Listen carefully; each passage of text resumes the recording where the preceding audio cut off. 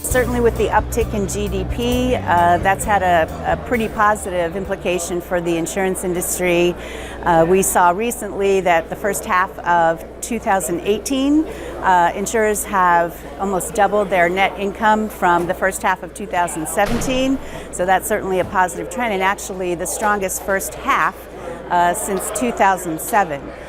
So we see exposures broadening a bit because of business development, consumer consumption. Construction is a pretty bright spot, and that's driving increased sales in the workers' comp area also.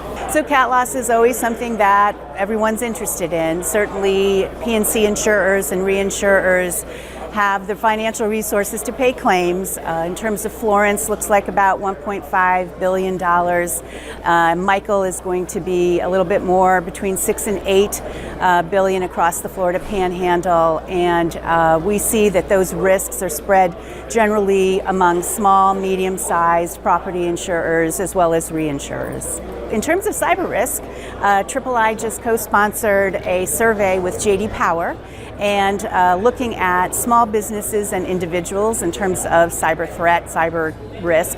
Interesting results. In terms of small businesses, 1 in 10 small businesses have had a cyber event in the last year, but only 3 in 10 have coverage.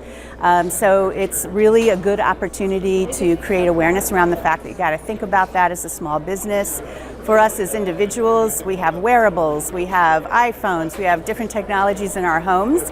Many of us don't know or understand if we're hacked, if we're covered. So taking the opportunity to understand what's in your homeowner's policy, are you covered? Do you need a standalone policy? So again, we're trying to get the message out that there are ways to mitigate that risk for individuals and business. And for insurers, there's an opportunity there to get out and offer products to these groups as well. So there are always a lot of challenges for the industry, and I think going into the first part of 2019, we'll be focused a lot on talent development. That's been something very big for the industry, as well as obviously creating more resilient communities. The flood insurance protection gap is huge. We need to be out there talking about that and educating consumers about flood insurance. So that's a very big item for us. We'll be talking about a lot of these things at our Joint Insurance Forum, if you'll allow me a plug, for January 17th in New York City. We've got great speakers and panels that are going to talk a lot about flood and leadership and technology. So we hope folks will be able to join us. And private passenger auto, increased severity of storms, those will all be on the docket next year.